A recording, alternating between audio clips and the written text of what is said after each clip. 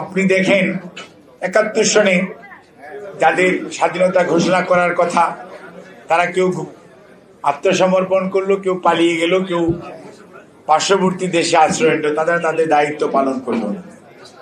জাতি দ্বিধাগ্রস্ত, জাতি সত্যিকার অর্থে দিশাহীন এবং সত্যিকার অর্থে নেতৃত্বহীন। সেই সময় ২৬ তারিখ রাত্র, ২৭ তারিখ রাত্রে অনেকে এখানে আছেন, তারা নিজ কানেও শুনেছেন, আমিও শুনেছি। I hereby declare the independence of Bangladesh. শহীদ তৎকালীন মেজর জিয়া, শহীদ রাষ্ট্রপতি জিয়াউর রহমান স্যারের যে গলা আহ্বান, এবং আহ্বান দিয়েই থেমে থাকেন নাই, আত্মসমর্পণ করেন নাই, পালিয়ে যান নাই। অস্ত্র হাতে আপনাদের আমাদের সবাইকে সাথে নিয়ে জাতিকে ঐক্যবদ্ধ করে মুক্তিযুদ্ধ করেছেন, দেশ স্বাধীন হয়েছে আলহামদুলিল্লাহ। ব্যারাকে ফেরত গিয়েছেন। সিনিয়র একজন কথা বলেছেন যে উনার আর্মি চিফ হওয়ার কথা ছিল, he was the senior most major at the time, but চরম বৈষম্যের শিকার হয়েছে শহীদ রাষ্ট্রপতি জিয়াউর রহমান। প্রথমে এই স্বাধীন বাংলাদেশে স্বাধীনতার ঘোষণা দেওয়া মানুষটি, ওনার প্রতি বৈষম্যমূলক আচরণ করেন। তারপরেও উনি কত সুশৃঙ্খল মানুষ, কোনো প্রতিবাদ করেন নাই। উনি ওনার ডিসিপ্লিন ফোর্সের যে আলোচনা বা ব্যবহার, প্রফেশনালিজম ধরে রেখেছেন। ঠিক কি ঘটল?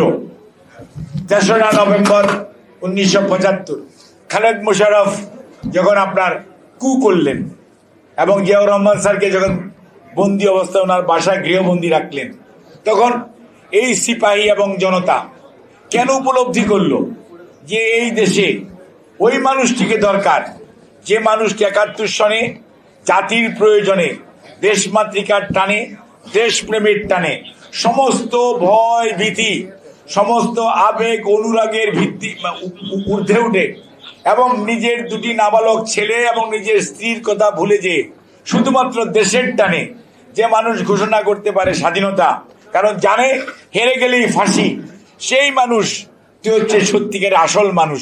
যার জন্য কিন্তু ওই সময় আওয়ামী লীগ, বিএনপি, পেশাজীবী আমরা কেউ ছিলাম না। তখন কিন্তু আওয়ামী লীগ আর তার দোসররা ছিল, বিএনপি বা অঙ্গ সহযোগী কোনো সংগঠন ছিল না, আমরাও ছিলাম না।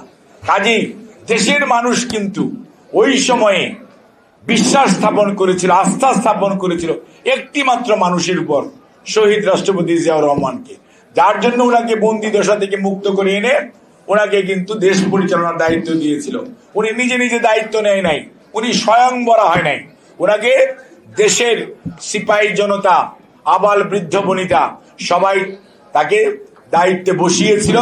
এবং উনি পরবর্তীতে এই তলাহীন ঝুলিকে কিভাবে তলা লাগানো যাবে, একটি দিগ্ভ্রান্ত জাতিকে কিভাবে সামনের দিকে নেতৃত্ব দিয়ে দেওয়া যাবে, ৪.৫ বছরের ওনার শাসনামলকে বাংলাদেশকে একটি স্বয়ম্বর রাষ্ট্রে কিভাবে গড়ে তোলা যায় তার উৎকৃষ্ট উদাহরণ স্থাপন করেছেন শহীদ রাষ্ট্রপতি জিয়াউর রহমান বীরুত্তম।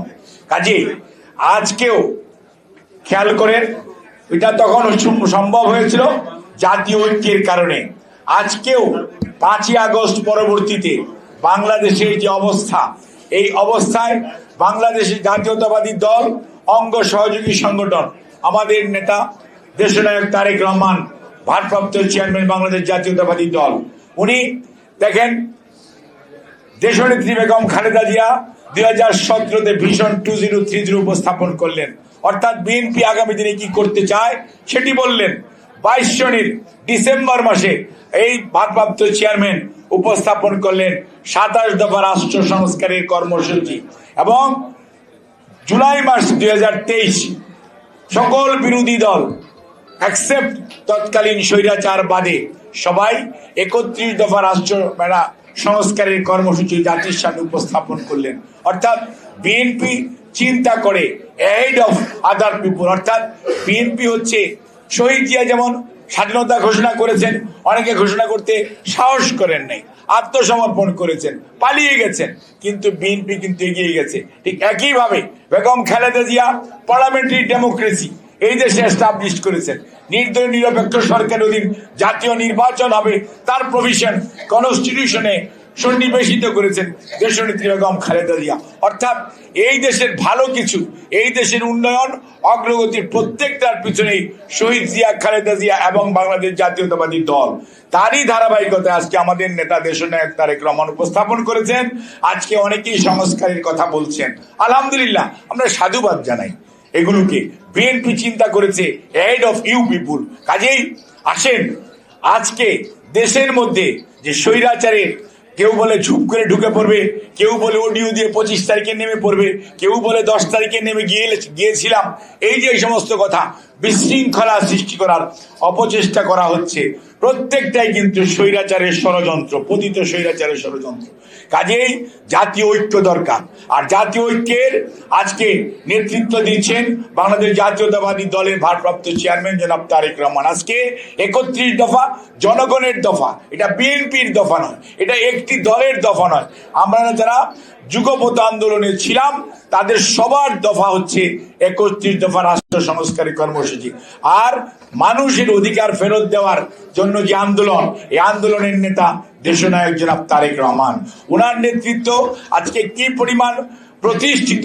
দেশের মানুষ আজকে গণতন্ত্র পুনরুদ্ধার, জনগণের ভোটাধিকার ফেরত দেওয়া, মানবাধিকার ফেরত দেওয়া, গুম, হত্যা, নির্যাতনের প্রতিকার এবং বিচার চাওয়া, সর্বোপরি দেশে একটি আগামীতে সুষ্ঠু সুন্দর নির্বাচন হওয়ার যে পরিবেশ সৃষ্টি করার জন্য যে মানুষটির উপর দেশের মানুষ আস্থা রাখে, সেটি হচ্ছে জনাব তারেক রহমান। কাজে আমরা মনে করি আজকে ঠিক 2024-এ সেই 75-এর আমাদের যে চেতনা, অর্থাৎ জাতীয় ঐক্য, এবং যদি ঐক্যবদ্ধ আমরা থাকি আমাদের গণতন্ত্র নিয়ে কেউ ষড়যন্ত্র করতে পারবে না। আর আমরা যদি বিভাজিত থাকি তাহলে ষড়যন্ত্রকারীরা সুযোগ পাবে। কাজে মনে রাখতে হবে আজকে এই মুহূর্তে জাতীয় ঐক্য, গণতন্ত্র পুনরুদ্ধার, জনগণের ভোটাধিকার ফেরত দেওয়া এবং জনগণের মালিকানা, দেশের মালিকানা জনগণের হাতে তুলে দেওয়ার যে দায়িত্ব অন্তর্বর্তীকালীন সরকার নিয়েছে, যত দ্রুততার সঙ্গে এটি করবে ততই মঙ্গল। আপনাদের